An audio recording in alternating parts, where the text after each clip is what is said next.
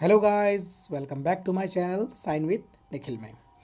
तो आज मैं आप लोगों के समक्ष एक एकदम ही डिफरेंट टॉपिक लेके आया हूँ, जो कि आप लोगों के, अगर आप एक स्टूडेंट हैं तो आपकी इस लाइफ में आपको ज़रूर ये कहीं ना कहीं ये वीडियो आपको हेल्पफुल होगा। ठीक है। तो ये वीडियो को लाने का मेरा ये लक्ष्य था कि एक मेरे व्यूअर ने स्पेशली रिक्वेस्ट किया था कि सर आप एक बार प्लीज़ बता दीजिए कि कैसे एक आंसर राइटिंग किया जाए, ग्रेजुएशन के पेपर हो या फिर आपका मास्टर्स के पेपर हो। ठीक है। और आपको अदर्स एग्ज़ाम में भी ये कहीं ना कहीं हेल्पफुल होगा। अगर आप इस वे में आप अगर आंसर शीट को अपना लिखते हैं तो आपको एग्ज़ामिनर आपकी कॉपी में नंबर काट नहीं सकते हैं। मतलब वो एग्ज़ामिनर काटेंगे ही, बट वो उस लेवल पे नहीं काटेंगे जिस लेवल पे वो काटना चाहते हैं, क्योंकि ग्रेजुएशन में टीचर्स नंबर देने में बहुत कंजूसी करते हैं, मैंने अक्सर देखा है। तो अगर आप इस वे से लिखेंगे तो वो खुल के नंबर देंगे और वो खुश हो जाएंगे। ठीक है। तो आज का हमारा टॉपिक है कि कैसे एक आंसर शीट को लिखा जाए, ग्रेजुएशन हो या फिर वो एमए का हो। ठीक है। तो how to write an answer sheet. ठीक है। देखिए, तो आप यहाँ पे देख सकते हैं कि सबसे पहला चीज़ है कि इंट्रो आपको, जैसे कि आप मान लीजिए आपको समक्ष एक क्वेश्चन आ गया, ठीक है, कि अकबर के जीवनी के बारे में लिखें।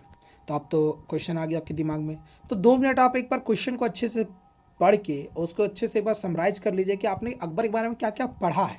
ठीक है। तो उसके आपको एक समझ में आ जाएगा कि कैसे हमको लिखना है और क्या क्या आपको पता है। अब उसको सबसे पहले अकबर का एक इंट्रो दीजिए।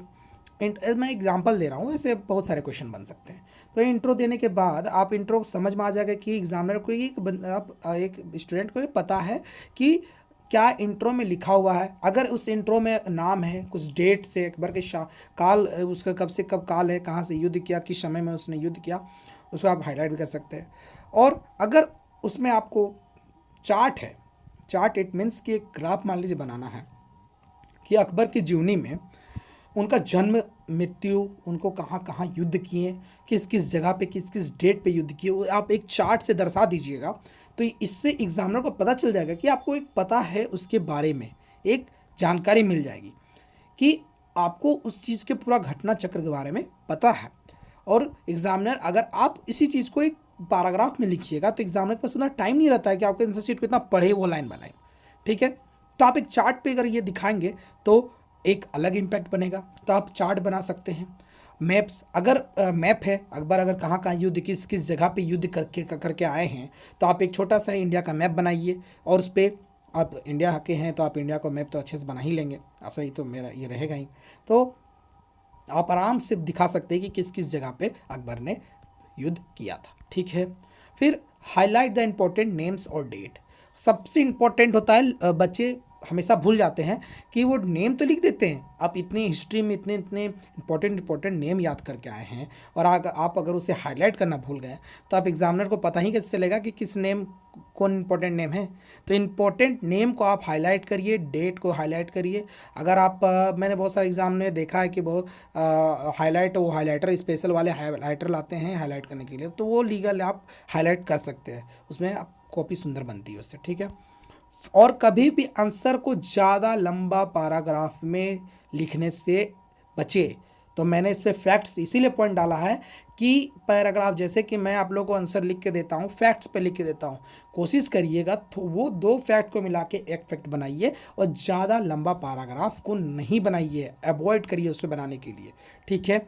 और लास्टली, आप अगर बहुत ज़्यादा ही अच्छे लिख रहे हैं तो हेडलाइन को भी हाईलाइट कर सकते हैं। जो हेडलाइन होती है, फिर सब हेडलाइन होती है, तो सब हेडलाइन दे के भी आप आंसर को बहुत ही सुंदर बना सकते हैं। और अंतिम में आपको पूरा जो आंसर शीट लिखे हैं उनका एक कंक्लूजन आपको अच्छे से, जितना मान लीजिए 50 नंबर क्वेश्चन है तो थोड़ा सा मान लीजिए आपको 8 से 10 लाइन का एक कंक्लूजन लिखना पड़ेगा। मैं तो ये नहीं कहूँगा कि 20 लाइन का कंक्लूजन लिख दीजिए तो पूरा आंसर ही हो जाएगा। 8 से 10 लाइन का एक कंक्लूजन लिखिए। और कंक्लूजन में भी ऐसा नहीं कि इधर उधर की बातें हैं, जो भी आपने लिखा है उसके रिलेटेड ही आपको वहाँ पे संक्षिप्त वर्णन करना है। समझ में आया। और लास्टली, ये मैंने नोट में इसलिए डाला है क्योंकि मेरी खुद की राइटिंग अच्छी नहीं है, जैसा कि आप लोग नोट्स में देख ही लेते हैं। तो मैं यही आशा करूँगा कि अच्छी हैंड राइटिंग अगर होता है तो वो टीचर में इम्पैक्ट भी अच्छे डालते हैं, क्योंकि मैंने देखा है कि बहुत सारे बच्चों का डिफरेंस आ जाता है, 8 से 10 नंबर का डिफरेंस आता है राइटिंग के ही वजह से। अगर वह बंदा पढ़ने में अच्छा नहीं है, बच्चा अच्छा पढ़ने में नहीं है और उसका राइटिंग अच्छा है, तो उसके राइटिंग के मार्क्स बन जाते हैं। क्योंकि टीचर के सामने तो आप बैठे हुए नहीं हो, कैसे आप दिख रहे हो, क्या तेज हो, आपको तो वो सीधा कॉपी से ही जज करेगा। अगर राइटिंग अच्छा है तो कॉपी में भी अच्छे नंबर मिलते हैं, बाकी अगर आप ऐसे भी दे देते हैं तो आपको नंबर दे ही देंगे। ठीक है, सो आशा करता हूँ ये एक डिफरेंट वीडियो था, आप अपने दोस्तों को शेयर करिए। हाँ, और एक इम्पॉर्टेंट बात मैंने कहना भूल गया कि अगर आप लोगों को आंसर नहीं पता हो, अगर आंसर नहीं पता हो तो क्या करें, आपको उस टॉपिक के बारे में अगर कुछ भी पढ़े हों या फिर बगल से दोस्तों से कुछ भी पूछ लीजिए उसके बारे में कुछ भी, और उसके बारे में ही इर्द गिर्द करके कुछ कुछ आपको लिखना ही पड़ेगा। कॉपी को कभी खाली मत छोड़िए, और अगर नहीं पता है तो उसके बारे में अगर कुछ पता चलता है तो उसी को अलग अलग वे में करके आप कॉपी में लिख सकते हैं। मान लीजिए 10 नंबर का क्वेश्चन है तो एग्जामिनर तो 4 या 2-3 नंबर नहीं देगा, तो कुछ नहीं से अच्छा तो कुछ है। ठीक है, तो लास्टली जैसे कि एक मेरे व्यूवर ने ही कमेंट किया था तो उसके रिगार्डिंग मैंने वीडियो लाया। अगर आपको भी इस तरह कुछ डिफरेंट वीडियो चाहिए, कुछ सजेशंस चाहिए, तो आप कमेंट बॉक्स पे कर सकते हैं। सो अपने दोस्तों के साथ ज़रूर शेयर करें इस वीडियो को, इससे मुझे मोटिवेशन मिलती है। Thank you.